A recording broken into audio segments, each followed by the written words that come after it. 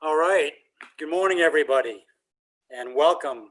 We're going to talk for a little while here this morning about my favorite animal, of course, which is the moose.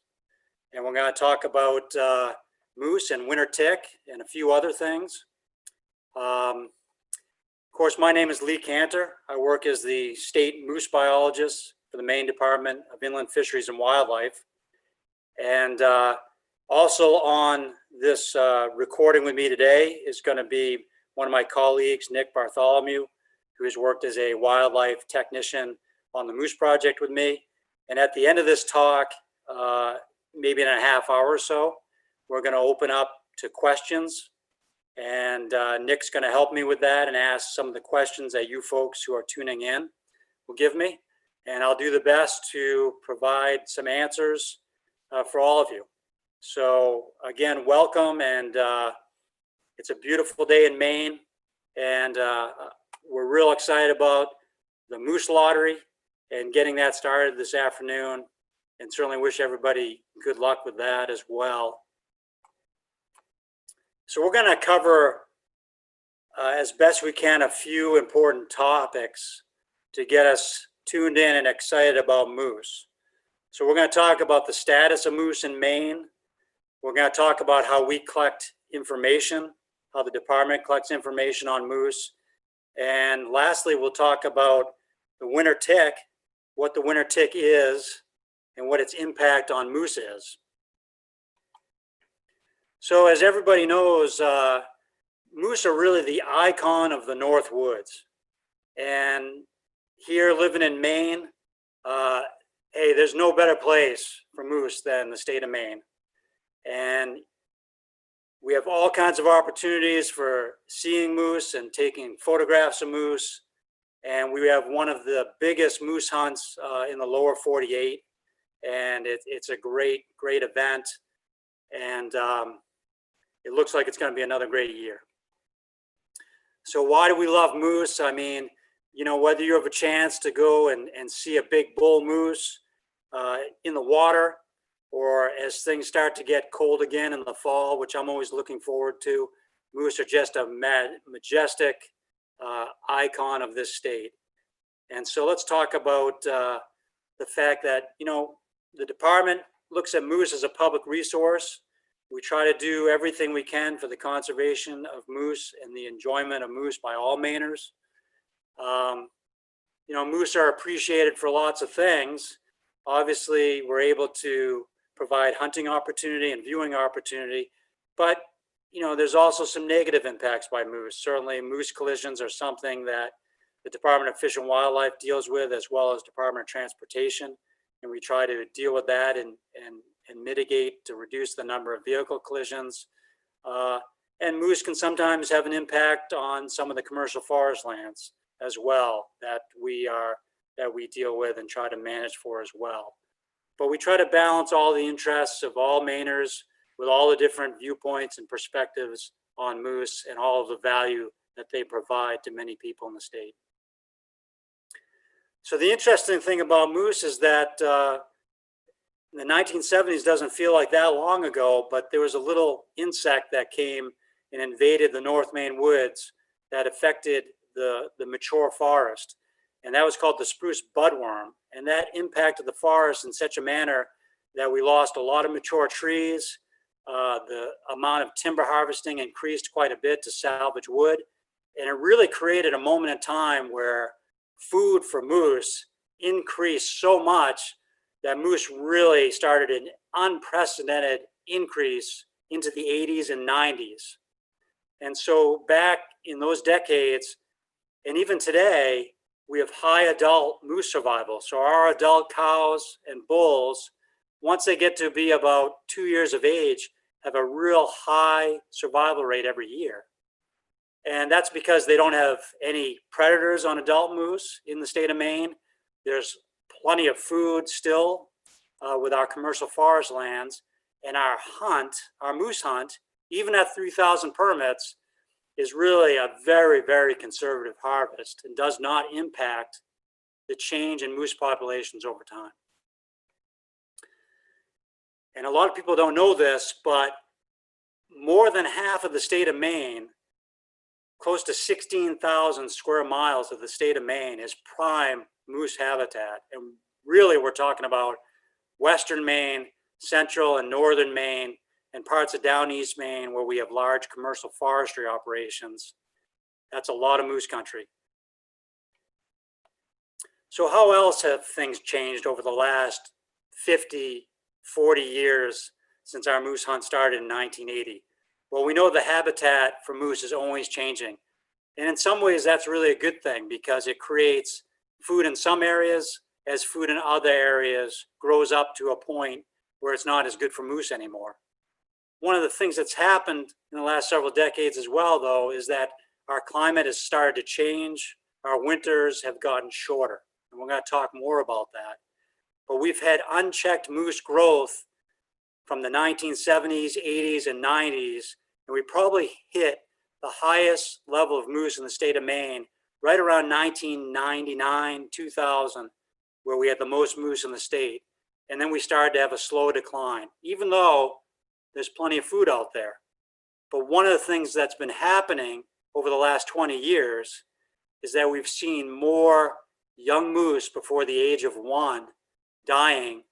And we set out to investigate about 7 years ago why this was taking place. And we'll talk more about that as well. So before we get to this discussion about winter tick and things, let's talk about how the department knows about moose, okay? And so I tell people if I woke up tomorrow morning and didn't know a lot about moose, what are the 4 things, the 4 areas I'd really want to know about in order to manage moose for you, for the people of the state of Maine. And so one thing is we want to know, especially in the core range, in the north and western parts of the state and down east that we were talking about, that half of Maine, we want to know how many moose are there. We want to know of that number of moose that are out there, how many of those moose are bulls, how many of those moose are cows, and how many moose of those are calves. We want to know how many moose are born every year, how many calves are born in May. And we want to know how many calves, cows, and bulls survive every year, and what's that rate of survival that impacts the growth or the decline of our moose population. So how do we do that? That's what we want to know. So for knowing how many moose are out there and how many bulls, cows, and calves, we actually conduct aerial surveys with the help of our good friends at the Maine Forest Service using a helicopter.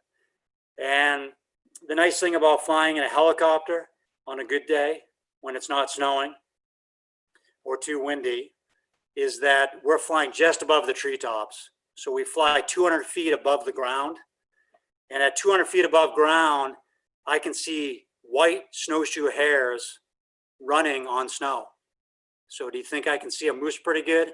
I can, except when there's too many trees blocking the view, and that happens. But in a helicopter, you can look straight down, and it's a real advantage flying in a helicopter versus a fixed wing airplane. So we do one type of survey where we're counting moose, and there's 2 people counting moose, one behind the other, and we can't hear or talk to each other, so we're independently counting the moose, and we can come up with a statistical, mathematical way to count those moose and figure that out.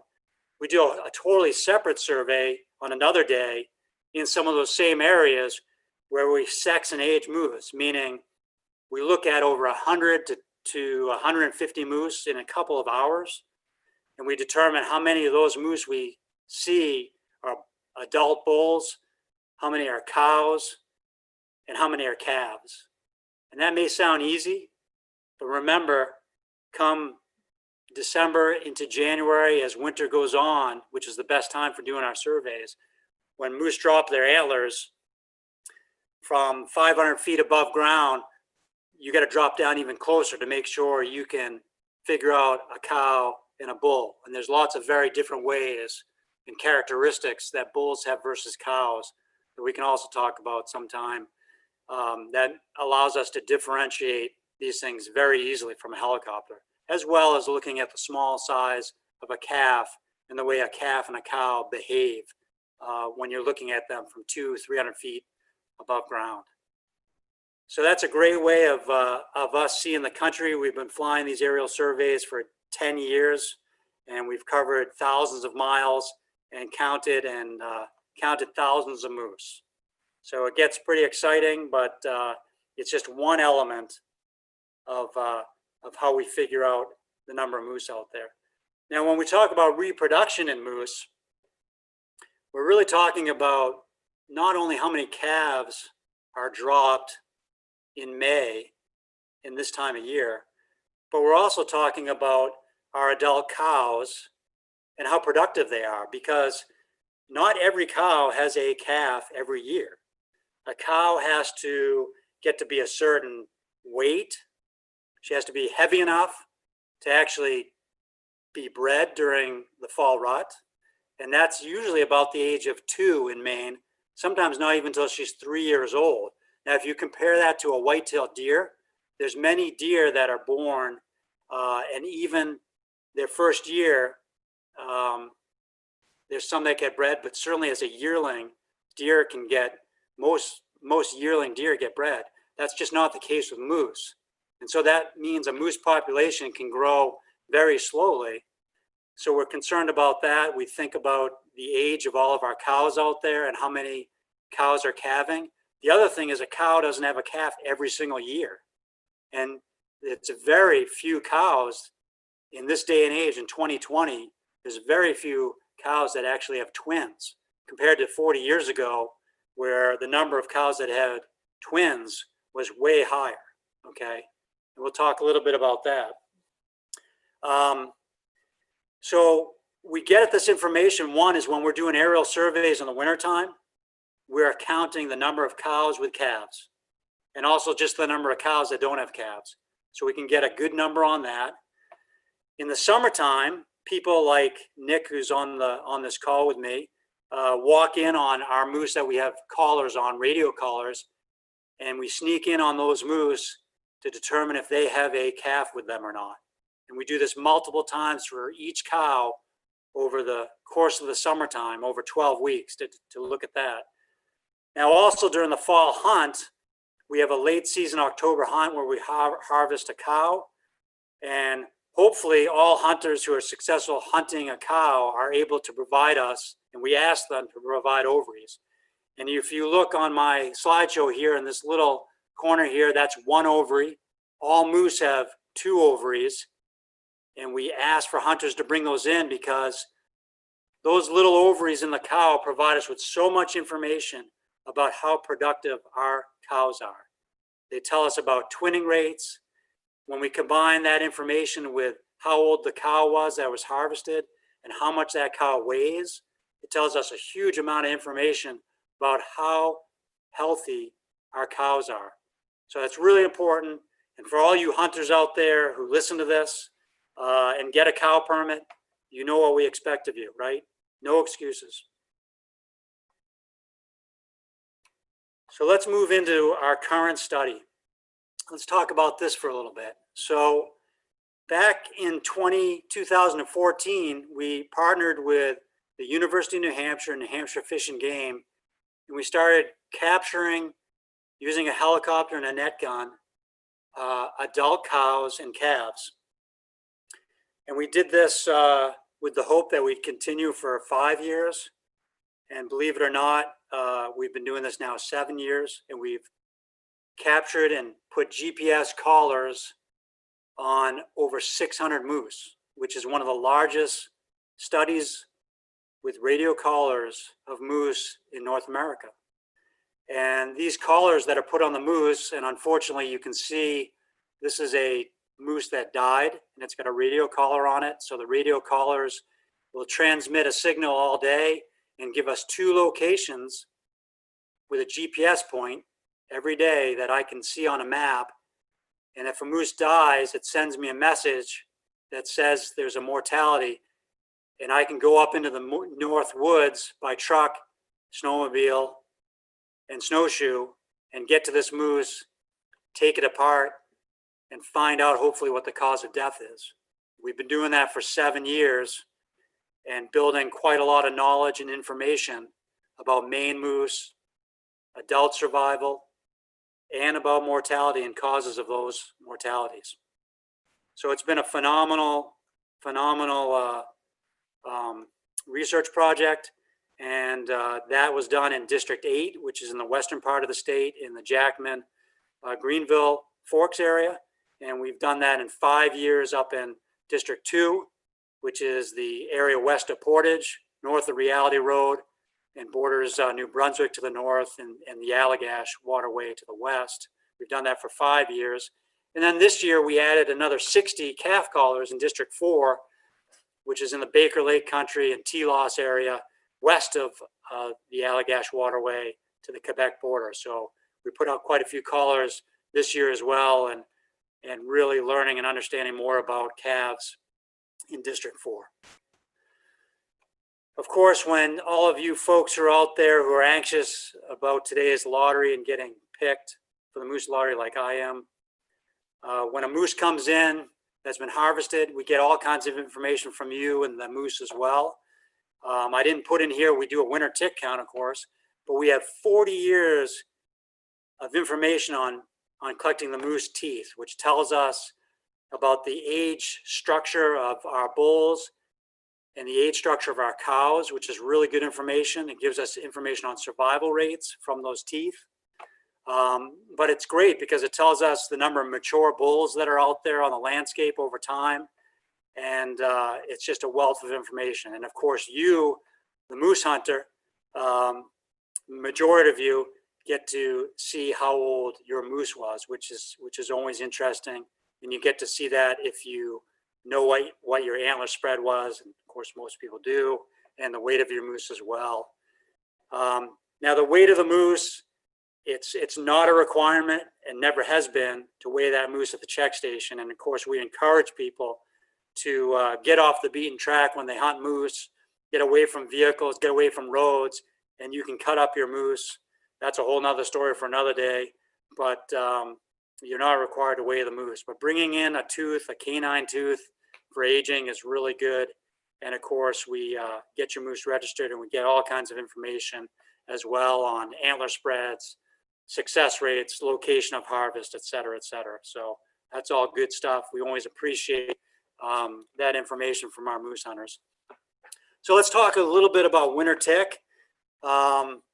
Geez, now since the beginning of the study for 7 years, you guys have heard all kinds of information and news about winter ticks. Most of it's pretty good. Some of that information gets a little changed. So you've heard a lot about winter ticks. Here's those little guys right here, those little nasty ticks. But here's the rest of the story, okay? At least a little bit about winter ticks. So, you know, the winter tick is its own species of tick. It's not a deer tick. It's not a dog tick. It looks just like a dog tick. And if you see this picture here, this is actually my hand, and that's a glove that I'm wearing, a purple glove. And that circle there, which is the size of my hand, is all winter ticks on a moose. So think about that. That's only an area on a moose that's probably about 3 inches by 3 inches. And there's just a gob of winter ticks there. So it's a distinct species of moose. It plagues moose more than any other animal. So a deer may walk by a bush and get some ticks on it, but it quickly is able to lick and groom and get those ticks off of it. In the fall, when moose are walking through the woods and the ticks get on the moose as the moose brushes by some brush, thousands of these winter ticks get on the moose, and the moose has no idea that these ticks are on it, okay? And then those ticks are on it for the whole winter. So starting September and October, every day where it's above freezing and a moose is walking through the woods, it is getting ticks on it, thousands and thousands. And we've documented with our friends at University of New Hampshire that a single moose can have as many as 90,000 ticks on it. And those ticks are taking blood for all 3 of its life stages from the fall, October, November, all the way until April. So as a larval tick, as a nymphal tick, and as an adult tick, all those stages on that moose, it's taking blood. This directly causes the death of moose before they reach the age of 1 the following May. Okay, it's the leading cause of mortality on our calves. Now, notice I said calves. Okay, when you read the news, sometimes they talk about adults as well, but I'm telling you that the impact from winter tick is primarily on calves trying to make it through their first winter. So if you see in this picture here, this is a picture here of an engorged adult female winter tick full of moose blood. This is moose hair, and you can see this is about 1/2 inch. This one winter tick has taken about 1 millimeter of blood, just one tick.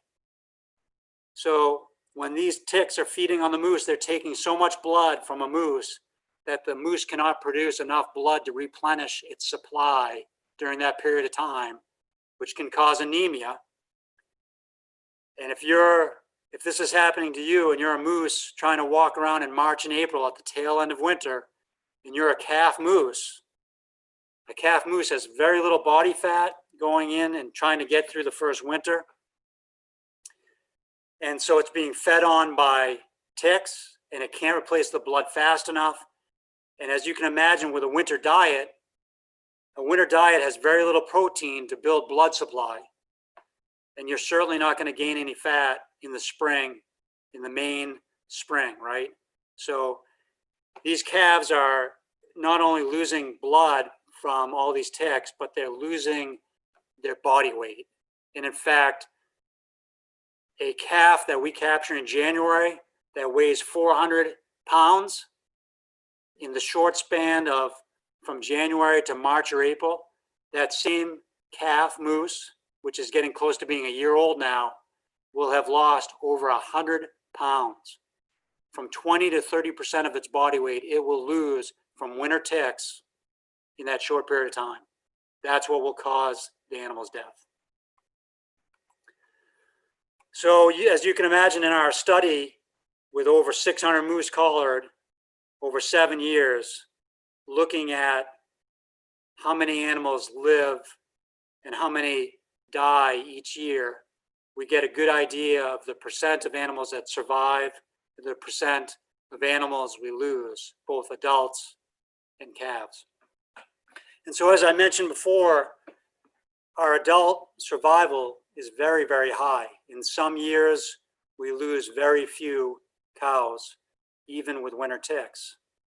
But we do lose, especially in the western area, we've lost 50 to 70% of our radio-collared calves each winter. And of the last 7 winters with our study, 6 of those years, we've lost between 50 and 70% of those calves. The other problem with winter tick is that with the number of moose we have in the North Woods still, and the number of winter ticks, the adult cow, she survives the winter and spring and continues on. But when she's pregnant in the springtime and she has those ticks feeding on her and she's losing blood, she's losing her body mass, her condition, her fat. But she has, many of these cows, of course, have calves. And what might happen, and likely happens, is that come May, she gives birth to a calf that doesn't weigh enough and doesn't make it past day 1. And so she loses her calf. We see this because we follow cows with collars every year and see how many consecutive years they have a calf or not. We go in and check these calves. Now we're talking about newborn calves in May and into June and July to see if they survive the summer. And so we know a little bit about what these losses look like, okay? We also know that many of these cows, based on the information I told you before, are only giving birth to 1 calf versus twins. And there's probably about 15 to 20% less of these cows are doing this compared to 1980, compared to 40 years ago. So we strongly believe, based on some really good research with a huge number of moose, that the reason for Maine having a decline in how many calves we produce every year and seeing poor health in both these calves trying to make it to their first year, as well as some of these adult cows, is because of the impact of winter tick. And winter tick has gotten such a great foothold in the state of Maine because as that moose population increased in the 1990s, the ticks were following behind and they were increasing as well. And as our winters got shorter and the fall was longer and longer, where we've had warm days in November in the 60s, even in the 70s, and those ticks are out there getting on moose, it's been having more and more of an impact. And when you have a study collaring moose and can follow these animals over time, you can understand more and more of what's happening out on the landscape. And so we know from our research that winter tick is the big driver in calves trying to make it to their first year and having a big impact as well on cows. And this has only increased over time with having a lot of moose out there, a lot of ticks out there, and winter's getting shorter. And so we know that things have changed over time, habitat, climate. We've talked about the effects of ticks. And really what we want and what we believe the people of Maine want is a healthy, productive moose population. And so that means we'd see a moose population that has less impacts from ticks. If we had a healthier population, we would not see the ticks that are out there. Now we measure ticks on harvested moose in the fall to look at numbers of ticks over time. We also measure ticks on these moose when we capture them. And when we go in on these mortalities, we look at ticks. So we know a lot about tick numbers. And we can see whether those tick numbers increase or decrease over time. And if we can bring those tick numbers down, we're going to have many more calves surviving to their first birthday. And we're going to have cows that produce more calves over time, which means we're going to have a healthier moose population. So many people ask us and write to us and email us about what can we do about the winter tick? There must be things we can do. And we get lots of comments from people about putting tick collars on them, like we do with our pet dog. We get people who want to have a paintball gun season to hit moose with some sort of insecticide that kills ticks. Or we want people ask us, why don't we take our helicopter and instead of catching moose with collars and putting collars, why don't we spray them? Or why don't we spray the woods? Well, let's try to answer some of those questions, because the one thing about ticks is that there's so many ticks out there that it's great if you could save one moose from ticks, but one moose doesn't affect the population. With a population of over 50,000 moose in the state of Maine, and all the ticks across 16,000 square miles, half of the state of Maine, that is mostly privately owned, trying to spray the woods to kill ticks is not something that's going to be acceptable. It's not something that's going to be feasible or work. And of course, as you know, as a homeowners, you spray an area for something like a tick and kill ticks on your lawn or something, or in the bushes, and it kills all other insects out there and has all kinds of other effects on wildlife and fish and water that we need to steer clear of. Now, catching moose from a helicopter, that's dangerous business. And we hire a special company to do that, a pilot from New Zealand and guys from out west. And those 130 moose that we captured took about 2 weeks in the wintertime. And that's 130 moose in 2 weeks. And it costs a lot of money. And how many moose would you need to catch to put something on? We're talking thousands of moose. And the province of Quebec has done this as part of their research. They put some insecticide on a moose with ticks, and it didn't do anything. A 400-pound moose, an 800-pound moose, a 1,000-pound bull weighs a lot more than a pet dog. And just this morning, I gave my dog oral pill for winter tick. For an oral pill for ticks, fleas and ticks. I give that to her every month. My dog that I can control in my house every day I can control my dog, give her a pill every month. You can't do that with the same moose. We've tried to catch moose in the wintertime by using a dart gun. We were very unsuccessful doing it at night, doing things that the public cannot do. It's next to impossible to use a dart to dart a calf moose during that time period. And the time period to get ticks is not only in the fall, but to get them in December when we've already got all that snow on the ground in the North Woods. And the North Woods is a hard place to operate in. Very, very difficult situation to try to figure out ways to get rid of the winter tick, which is alive and kicking just in the fall through the spring. Right now in the summertime, there's no winter ticks out there, only eggs right on the ground, which is a whole nother story. But people ask us about introducing guinea hens and possums. Those animals are not something that are native to the state. That's a costly endeavor to introduce something just to eat ticks in an environment, the North Woods, where those animals are not going to survive a winter anyways. So anyways, we're going to start wrapping things up here, but the last couple of slides here is just that when we look at all of our other areas in North America where winter ticks can be a problem with moose, one of the few ways that we can control things is to have, in some areas where winter ticks are really impacting, if you could have less moose, you might eventually have less ticks getting on those moose, because the way that winter ticks prosper and do well is by having moose out there who don't know that winter ticks are on them, okay? And hunting in Maine for the last 40 years has always been very conservative.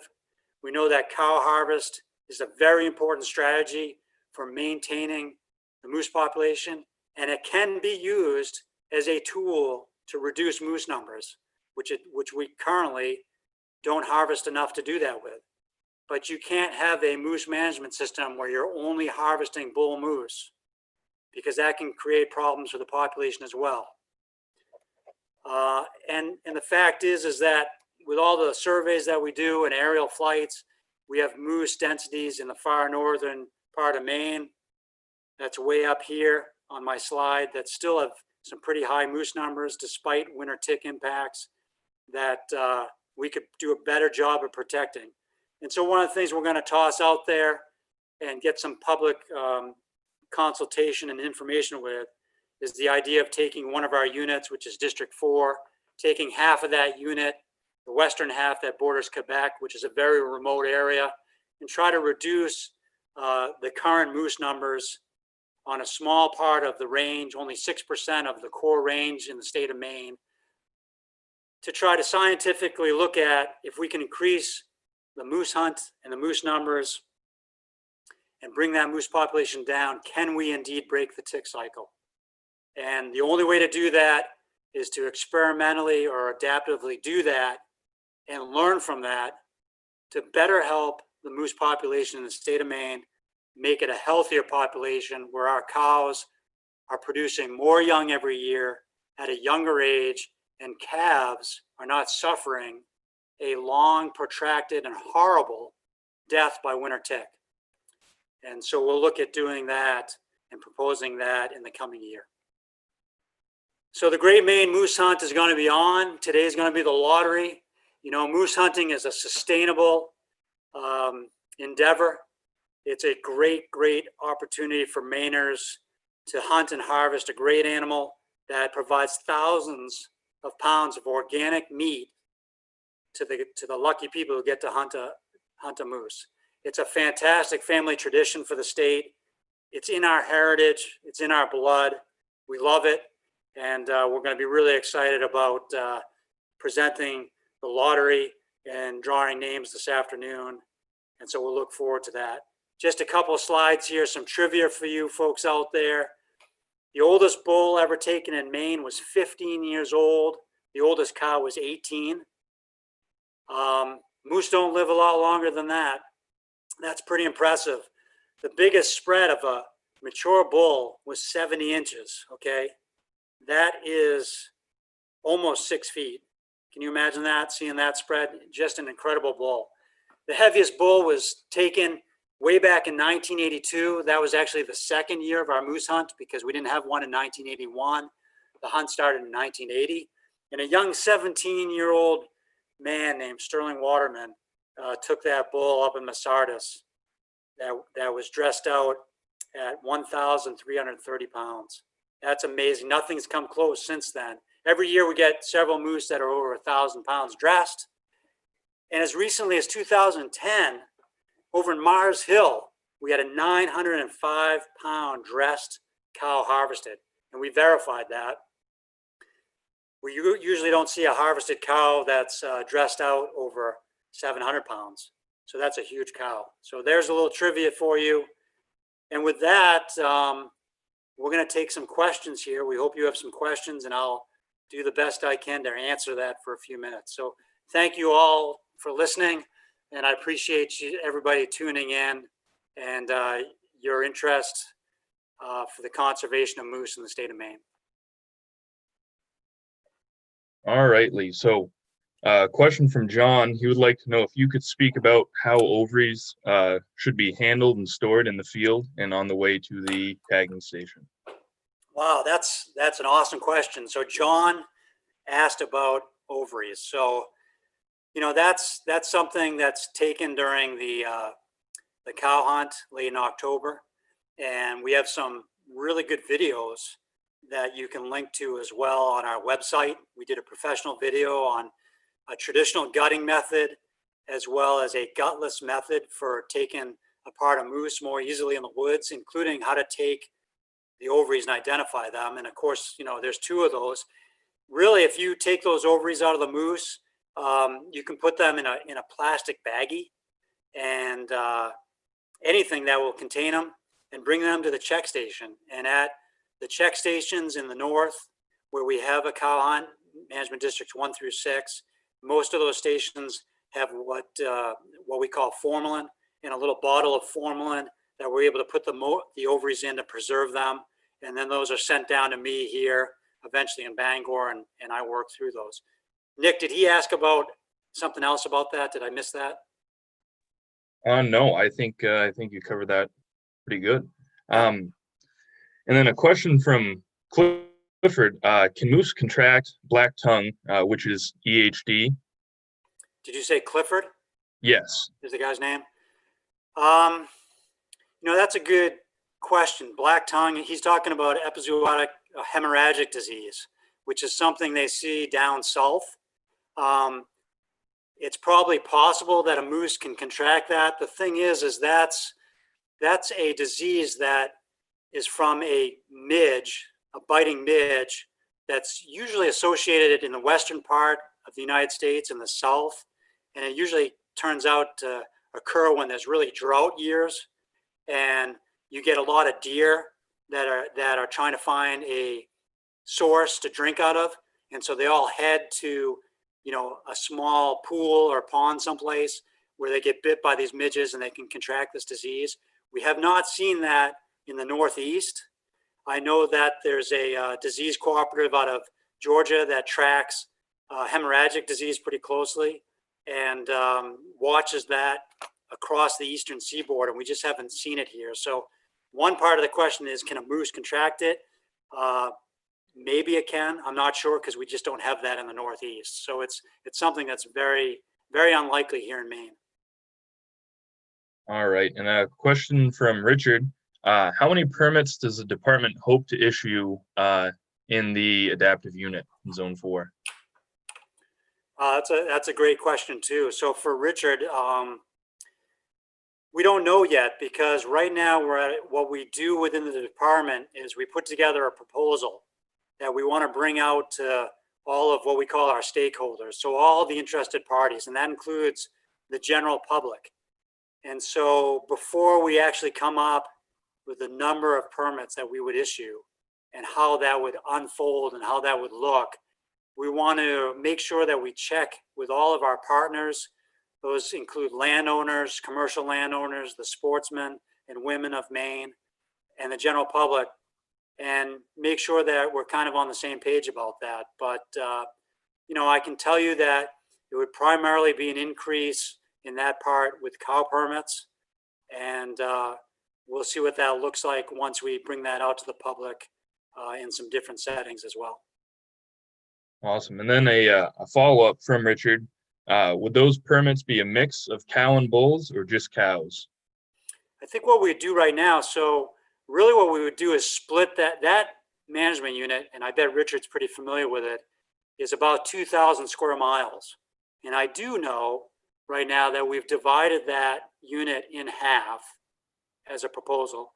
So 1,000 square miles roughly on the west side, taking away some of the water, 1,000 on the east side. The east side would probably maintain the number of bull and cow permits that we currently have, okay, by half. And then the west side, we would increase those cow permits. And that would be to a level where it would start to impact the number of moose on that west side. And Katie would like to know if we've noticed a connection between winter ticks and increased predation of calves. What was the person's name? Katie. Katie? Yeah. So she said an increase in winter ticks and predation? Yes. So is there a connection between the two?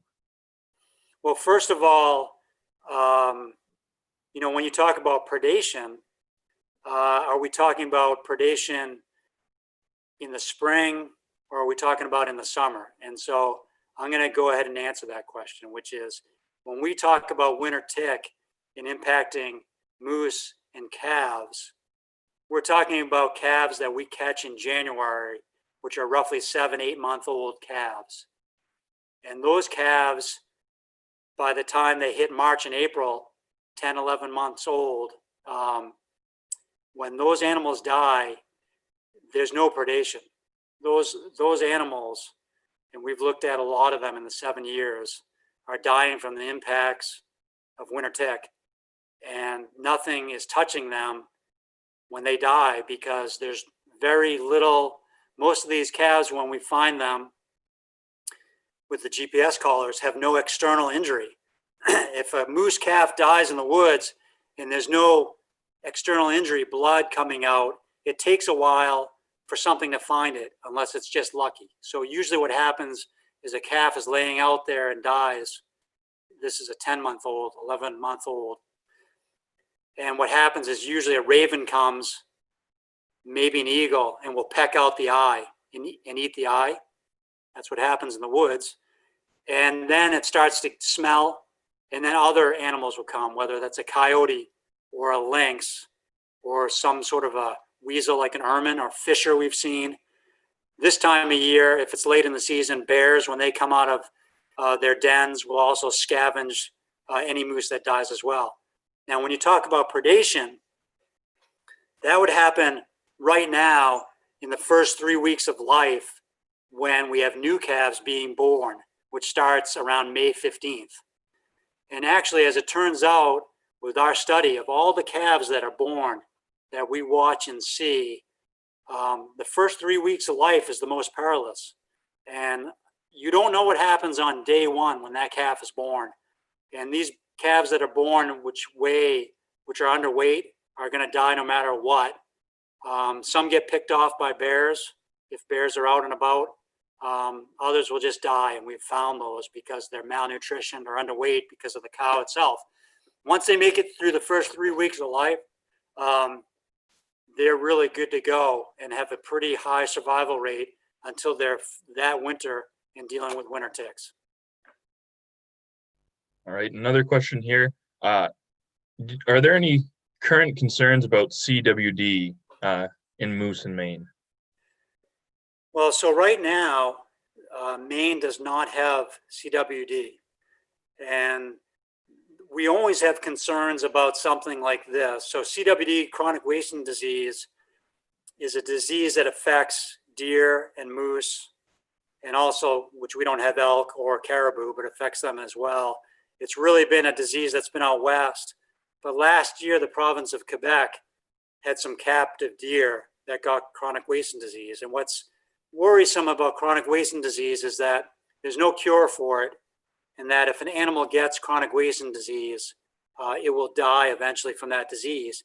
And it's highly infectious. So if a deer has it and it's hanging around with another deer, that deer can get it. If a deer has it and dies in that spot where it dies, if another deer or moose comes to that spot, it can actually pick it up from the environment, from the vegetation. And there's no way to get rid of it. So Maine has been looking for chronic wasting disease for over 20 years by testing deer that are harvested in the fall and roadkill deer. And in the last 10 years or so, we've also been doing that with moose to see if chronic wasting disease is in the state of Maine. And we do not have it, but because we're biologists and we're stewards of Maine's wildlife, we're concerned about that. And we're doing a lot of things, a lot of planning, as well as surveillance to make sure we know what's going on with chronic wasting disease in bordering states and provinces. And we've put a lot of regulations in place to prevent CWD from coming in our state, including people who shoot a deer from out of state, especially out of New England, cannot bring a whole deer back to the state of Maine. So people who are hunting deer in Pennsylvania, for instance, they have to bone out their meat.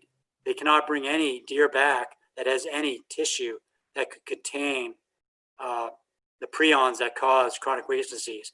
And if they bring back the skull with antlers, that has to be cleaned out. And so that's really important. And so thank you for asking that question. All right, Lee, Beth would like to know how big of a threat is climate change to moose? Well, that's a great question because it gets misconstrued a lot. So the thing that climate change impacts on moose is not getting hot in the summertime. Moose spend the summertime doing what moose do, feeding. When they get hot, they spend time working at night, feeding at night. They go into the deep woods of Maine. They like to lie down with their big old bellies sprawled out on the soft, cool ground, and they can dissipate heat that way. What climate change has been doing to us is it makes it easier for something like the winter tick to thrive and live. So in the fall, every day where we do not get that early snowstorm, and we've been lucky, the last 2 winters in Maine, we've had snow come early, which is good. But climate is so up and down all the time, it makes all of us crazy. With one day it's raining in Maine, and the next day it's snowing. I remember my moose hunt in 2014. Monday morning was nice and cold, and a typical fall day, and I was lucky enough to get my moose. And by the later in the day, we had temperatures in the 70s in mid-October. Every day like that, ticks are getting on moose. And we have winter ticks that are out there getting on moose into November and even December. When we start to get snow and freezing rain and cold weather, as soon as we start to get that kills off the winter tick and they can't get on moose anymore. And as soon as that comes, less ticks are getting on moose to cause the problems we see today. The other thing that we see as climate changes is it makes it easier for our buddy, the white-tailed deer, to live. And if things continue to warm up, white-tailed deer spread more into moose country. The problem with white-tailed deer and moose is if you have too many deer in moose range, white-tailed deer carry all kinds of parasites that don't seem to bother deer much, but they sure bother moose. And one of those, of course, is brainworm. White-tailed deer carry brainworm, and they're not bothered by it. But if a moose gets brainworm, many times that'll cause neurological problems and can many times lead to that moose dying. And so those are some of the things that get us impacted, our moose impacted by climate. Richard would like to know how significant black bear predation is on moose calves.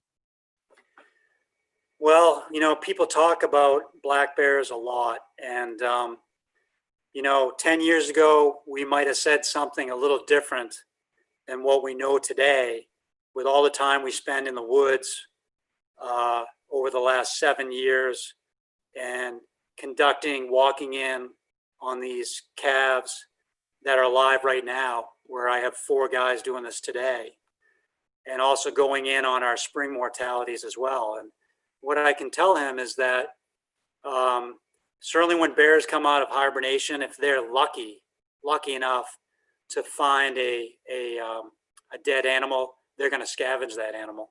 So that animal's already died, and the bear is benefiting from that and is lucky. So the real threat would be this time of year right now, as we were talking about before. So when the calf is born in May, if there's a bear in the area and can get scent of the cow and know she's about to give birth or something, then certainly that bear can take advantage of that and get the calf. And that's likely to happen. Based on the 7 years of work we've been doing, I'm going to just say that it's a fairly small number of bears that are actively successful and able to predate on a calf. And I really think that in many of those circumstances, that calf was bound to die anyways. Or maybe there's a situation where the cow gives birth to a calf and both the cow and the calf are in poor shape, and the cow just doesn't have it in her strength-wise to easily defend that calf against the bear. So the bear takes that calf. And so that does happen. I don't think that's a significant impact on our moose population. Lee, is there a concern over adequate moose browse with the forest practices that are done in the North Maine woods? Well, we've actually, the University of New Hampshire, and also more recently, University of Maine has conducted studies on looking at, especially in the commercial forest lands, looking at the impact of moose browse on how young trees form and grow, and really from a commercial standpoint. So you can walk into a stand that looks like it's been heavily impacted by a moose and determine whether there's going to be merchantable timber or not growing out of that stand. And I think there are hot spots, small areas where that is a concern. And of course, if it's a concern to the commercial forest owners, then it's a real concern, right? And so, we have lots of discussions with these folks, and that is something that would be considered as well when we talk about the number of moose we have in the far, far north in those commercial forest lands, and whether it impacts commercial growers or not. And that's something we've been looking at for several years and done some work on. And so, yeah, that's part of this whole equation that we talk about. And to build on that, Todd was wondering if the spraying of pesticides have any impact on moose. Well, that's something that, we have not looked at. I'm certainly not an expert in that area, but that's probably a question for somebody else who has some expertise in that area. Certainly moose, as we know it, thrive on new hardwood browse, in regenerating browse. And we have multiple big commercial forest landowners that provide a lot of browse as well. And that changes over time as well as forest practices. So it's a good question and something, for some other folks as well to explore. All right. Well, one last call for any more questions. Give it a minute or two, but anything else, Lee, that you'd like to add? Well, we put in a plug for the fact that given the day and time that 1 o'clock today, the department's going to do a live broadcast of the moose lottery. It's a little different given the global circumstances, but we're going to be doing the best we can. And there's going to be over 3,000 people out there anxious to hear their name drawn. I think if you're not able to tune in, I think after 6 o'clock tonight, people are going to be able to access our website as well. On the moose side of things, our information and education department has been doing an awesome job putting much more stuff on our department website about moose. And that's something that continues to expand and grow. So I would encourage people who love moose and moose hunters alike to look at our website today and in weeks from now, because more and more stuff is being put on there. We're also going to have a series coming up starting Thursday, the 25th of June, where we're going to have a panel talk about a lot about different things regarding moose hunting. And I think that's going to start the 25th, and every 2 weeks, Thursdays at 1, we're going to record that and have that available on our website to get these moose hunters primed and ready to go with lots and lots of information about their upcoming moose hunt this fall to be successful on that. And we have a lot of great videos as well. I'd encourage the moose hunters out there to please take a look at our video on how to process a moose that we've done right here in Maine, to give them some interesting insights and some really good ways on how to deal with a moose once you got it on the ground. Awesome. And one last question for you, Lee. Could you compare and contrast the September and October bull seasons?